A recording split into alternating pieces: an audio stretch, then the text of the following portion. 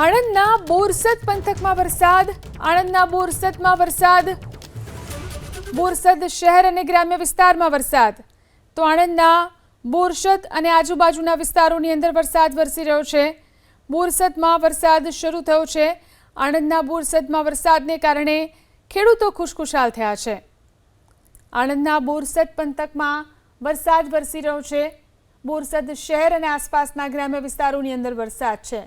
તો આ વરસાદને કારણે અહીંયા પણ ખેડૂતો ખુશખુશાલ થયા છે.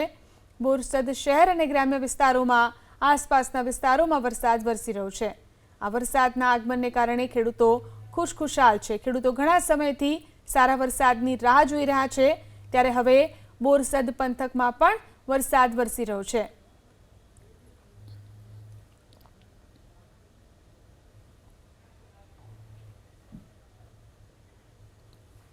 તો બોરસદના દ્રશ્યો છે, જોઈ શકાય છે. અહીં પણ જે રીતે વરસાદ થઈ રહ્યો છે, બોરસદ શહેર અને આસપાસના ગ્રામ્ય વિસ્તારની અંદર વરસાદ વરસી રહ્યો છે.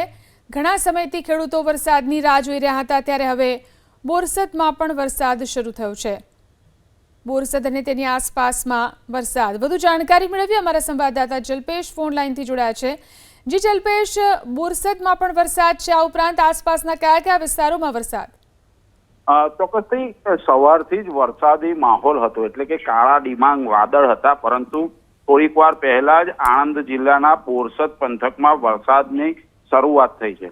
કહી શકાય કે ભારે ઉકળાટ હતો અને ઉકળાટ બાદ આ જે વરસાદ વરસી રહ્યો છે, જેને લઈ વાતાવરણમાં ચોક્કસથી ઠંડક પ્રસરી છે. સાથે સાથે ખેડૂતોની જો વાત કરવામાં આવે તો ડાંગર પકવતા જે ખેડૂતો છે તે આ કાગ ડોળે વરસાદની રાહ જોઈ રહ્યા હતા અને તે એમની આતુરતાનો અંત આવ્યો છે. બીજી તરફ વાત કરવામાં આવે કે નાર, પંડોલી સહિતના જે ગ્રામ્ય વિસ્તાર છે તે વિસ્તારમાં પણ હાલ વરસાદ વરસી રહ્યો છે.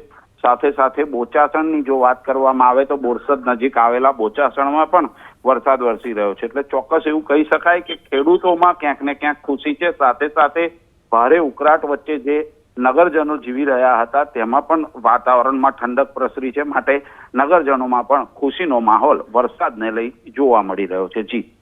જી આભાર તમામ જાણકારી આપવા માટે.